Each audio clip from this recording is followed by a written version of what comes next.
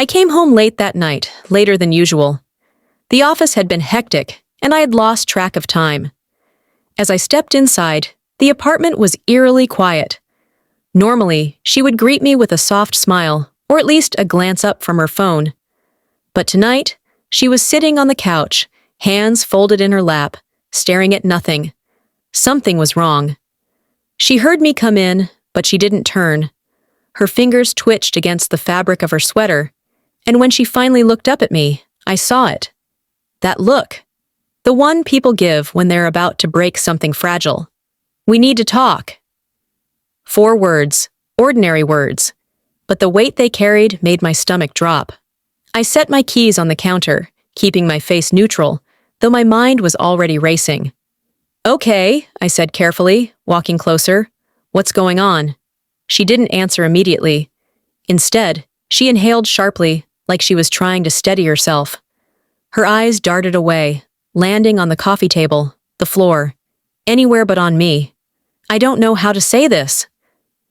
I stood there, waiting. The tension in the air was thick, pressing against my chest. The way she said it, the way she hesitated. It wasn't about something small. This was something big. "Then just say it," I urged, my voice quieter now. She finally met my gaze, and I saw the guilt swimming in her eyes. My heart pounded. I didn't want to hear whatever was coming next. Some part of me already knew. I made a mistake. A mistake. The words hung in the air, and suddenly, the room felt colder. My hands curled into fists at my sides, but I forced myself to stay still. I could feel the ground shifting beneath me, the certainty of our relationship cracking, breaking.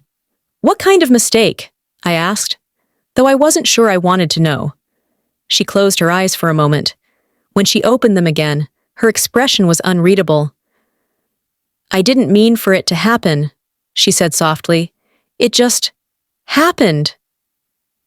It just happened, as if she had tripped and fallen into someone else's arms, as if it was an accident, something beyond her control. But I knew better. Things like this didn't just happen. "With who?" The question came out hoarse, strained. She flinched. "Does it matter?" My chest tightened. A bitter laugh almost escaped my lips, but I swallowed it down.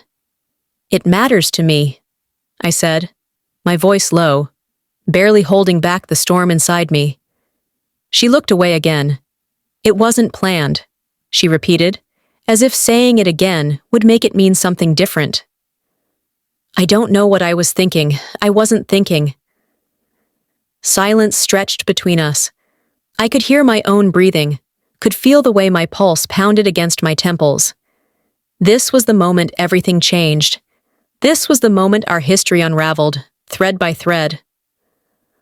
"Why are you telling me this now?" I asked. Maybe I was stalling. Maybe I just needed to understand why she was willing to rip us apart like this. Tears welled up in her eyes, but they didn't fall. "Because you deserve to know."